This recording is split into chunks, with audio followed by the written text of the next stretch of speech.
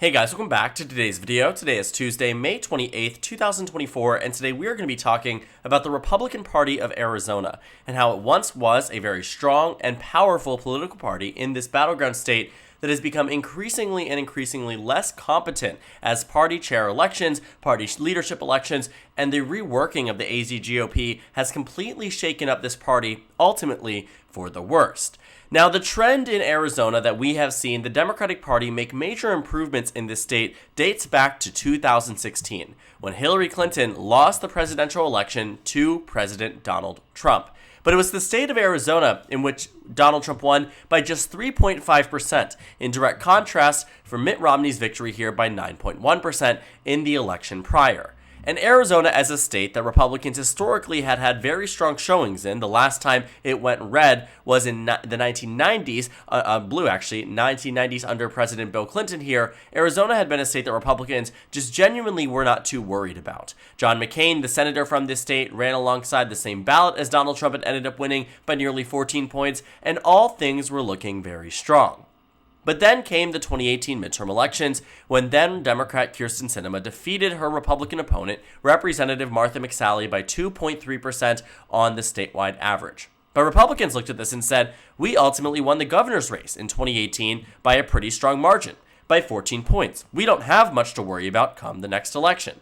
And come the next election, Democrats ended up flipping Arizona again for the first time since 1996. Joe Biden defeated Donald Trump by 0.3%. It was a very close and competitive race, but Democrats ended up winning. And then came 2022.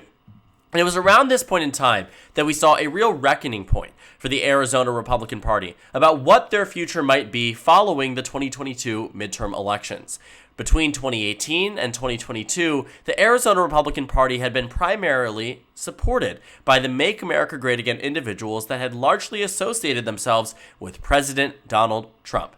And while I say this lightly, and I think it might be a true term in the way that it was conducted, these Make America Great Again Republicans took over the Arizona Republican Party and even in some cases converted some of the more moderate, more centrist thinking Republicans at the top of the Arizona Republican Party to becoming more loyalist to Donald Trump and his ideology. And so we found that in the Republican primaries, Donald Trump's influence was the ultimate say.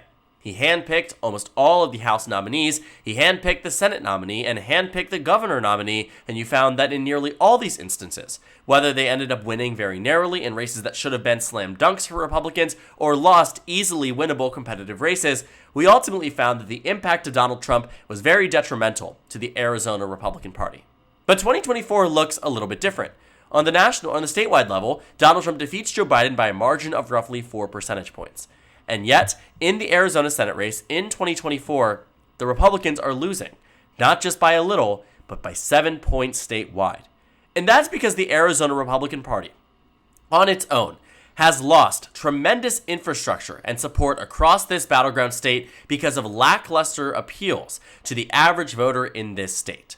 Donald Trump on the presidential level is doing something very different than many of the down-ballot Republicans. And that's because Donald Trump and his campaign has the infrastructure to set up field offices in states like Arizona, invest into battleground states like Arizona, in a way that the Arizona GOP just simply cannot provide the down-ballot candidates with, and that in some cases, these down-ballot Republicans just simply can't raise money on their own, can't fund their own campaigns, and are thus entirely reliant on the presidential margin. And yet, with Donald Trump being ahead against Joe Biden by 4 points, Democrats still lead roughly on average here by 7 points in the Senate race and ahead in the generic ballot in the head-to-head Republicans versus Democrat matchup in this state. And so what I take away from that, and I think that many people do as well, is that there is clearly some level of disconnect between the top and the candidates below. And while it can be absolutely attributed to the fact that Kari Lake just simply is not a likable Republican, I mean, she is in a position where voters just simply do not like her a lot. I mean, at all, really. They find her to be someone who refuses to accept results of elections, refuses to move on from a specific race, refuses to, acknowledge really any of the things that make her unelectable, whether it's her stance on abortion, whether it's her stance on education and the economy, some of the comments she has made in the past, some of the more outlandish, more right-wing positions that she takes. For example, being anti-LGBTQ, which is not the standard, opinion or set of beliefs by the American public. Kari Lake, as a Republican nominee here, really does not have much to prop herself up, and so she requires, if she is to win, she would require a very effective and well put together Republican Party. I mean, we see this in states like Florida, where they have a very well-oiled machine here, where you find that Republican Party is probably amongst the best across the United States. You see it in states like Ohio and Iowa, where they are very put together and have a lot of support and a lot of, tremendous ability to prop up their down-ballot Republicans. And yet in Arizona, we simply don't see that happening. But this really isn't just, a recent thing. The Arizona Republican Party has faced problems for quite some time now.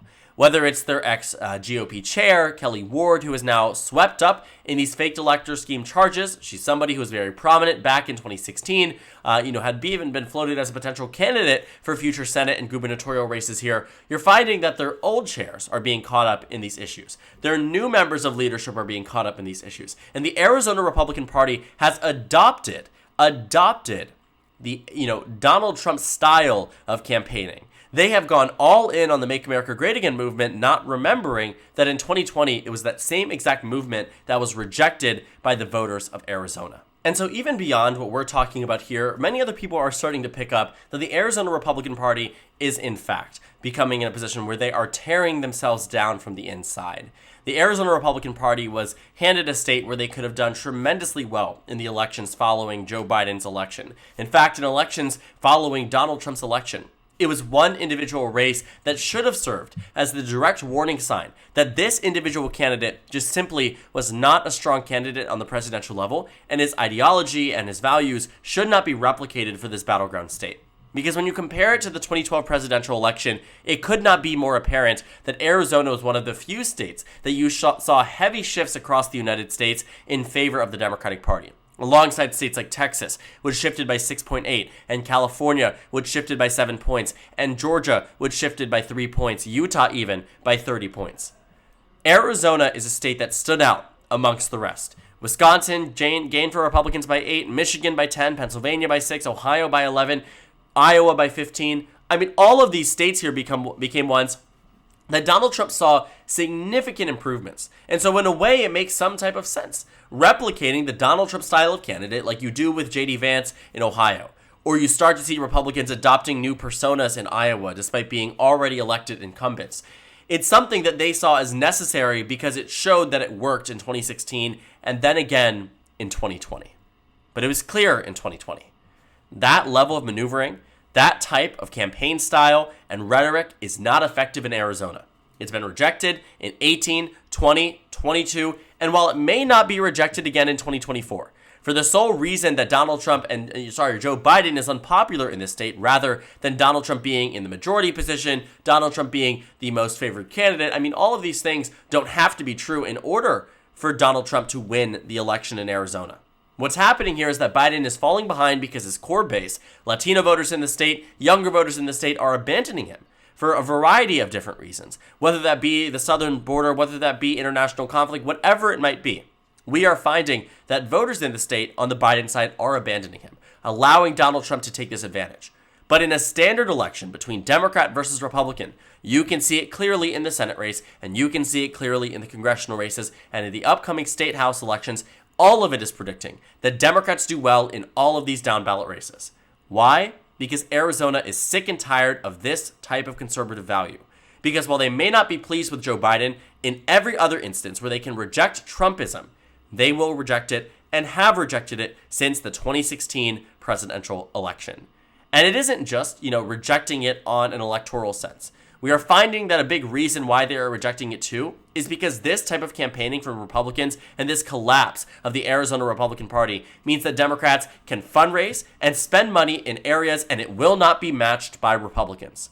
When you take a look at what's happening in the 2024 Senate race here, Kari Lake is in fact falling behind despite Donald Trump being ahead. And while part of that is the fact that, she is unpopular, Republicans just don't do well in Arizona as much as they used to. Democrats are on the up and up and increasing in margin and expectation in this battleground state. It also is true that Democrats are doing this largely because of the amount of money that is being funneled into this race by in and out of state actors. Because of the fact that these Democrats can now campaign against Trumpism, can go to the average Democratic donor and say, Kari Lake is branding herself as, Donald Trump 2.0. I mean, she says this to her voters and says that she is the next alternative to Donald Trump. I mean, she is really making it out to be something that she doesn't need for this election. I mean, we are looking at this and saying, what in the world are you doing? Because it is not a smart decision to be made. It is not one that we can look back upon and say, wow, we should be really glad she did that if we were Arizona GOP operatives.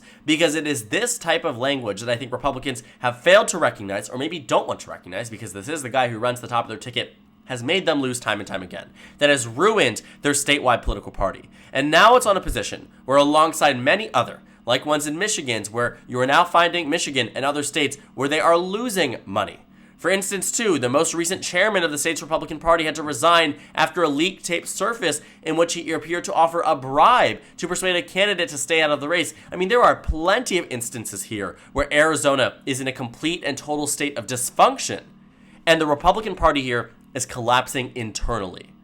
Now, this is something that hasn't been reported on that I think we can lean into a little bit and talk about with a little bit of caution. I want to say that I don't think what I'm about to show you is indicative of Arizona Republicans or the Arizona GOP at large. But when I say infighting, I do mean infighting. We found here that just around May 20th, there was an actual fist fight that took place at a Republican meeting in the state of Arizona. I'm not going to play the video for you, but this had to do with an issue of a censure, and it resulted in intervention from security guards. It resulted in videos like these surfacing across the internet of members of the Arizona Republican Party getting into a literal fist fight and fighting on the ground over argumentation in politics amongst their own political party members. This wasn't a Democrat versus Republican brawl. I mean, you're talking about members who actively went to something related to Arizona Republican politics and decided, because they disagreed on certain policy levels, rather than talking it out, it got heated enough that they found the need to fight amongst each other. It isn't a good look for a statewide party that has already been on the brink of collapse for quite some time. And it is multiple things here that I think have been largely contributing to why the Arizona Republican Party just simply cannot get their act together. We have seen them thrive in elections past. We saw it in 2018 when they won the governor's race by 14 points. That was impressive. That was a strong showing. In 2014, you even saw that Arizona went to the Republicans by a smaller margin than it did in 2018. The Senate race in 2016, Republicans did very well there with John McCain. The same Senate seat that was up in 2012, they still won by 3 points, narrower than it should have been. But you found that the Democrat there, I believe it was Richard Carmona, if I'm mistaken. Yeah, it was. Richard Carmona ran a phenomenal campaign against Jeff Flake, and yet still came up 3 points short. Had this been 2018 or 2020 or even 2022, which you've seen rapidly, expanding margins, nearly doubled, in fact, over doubled from 2018 to 2022 and 2020 to 2022 for the same candidate there, Mark Kelly. You find that in Arizona, this is a state that has become increasingly more Democratic. And it becomes a problem for Republicans because they need everything going for them. And the only thing they have right now is the presidential level. And even this may not sustain itself for that much longer. And so if I'm a Republican looking at Arizona, I'm going to be figuring out how to do as much damage control as possible before this party fades into increasingly more political irrelevancy. You're finding it in some states that used to have very strong, very powerful Republican parties. States that used to dominate, all this conversation with Republican politics. You're thinking about states like Virginia, that prior to Glenn Youngkin's victory, the Virginia GOP seemed like it was on a position where it was simply going to collapse. And it could very well return to that after 2025, given there's no direct idea of who could replace Glenn Youngkin and what the Republicans will actually do on the legislative elections after they performed poorly in 2023. I mean, you're starting to see this become something where in Arizona, Democrats have been expanding in election after election, and while Donald Trump might hold off on the presidential level, everything else is falling underneath it. And so once that foundation really clears, it becomes that much harder, not only for any other Republicans to win in Arizona, but also for any Democrats to win on the statewide, any Republicans to win on the presidential level. Donald Trump might be the last Republican to win Arizona on the presidential level, and that could hold true in 2024 or 2016. But from here on out, I think either the Arizona GOP needs to realize that in some ways Donald Trump can be a poison, his ideology can be a poison and significantly detrimental to how people win, how people, pursue politics in Arizona. But until then, the politics of this all is what's going to make it very difficult for Arizona Republicans to win, and the only people they have to blame are themselves in future elections, in this election, and anything in between. So thank you guys so much for watching this video. Make sure to comment down suggestions below. Subscribe on the left if you haven't already, and check out the Instagram and Twitter. At the bottom left of the screen, there's also a Discord server for you to go ahead and join. On the screen, there's a video you can watch, and then a playlist for my 2024 election analysis videos. Again, thank you guys so much for watching, and I will see you all later today.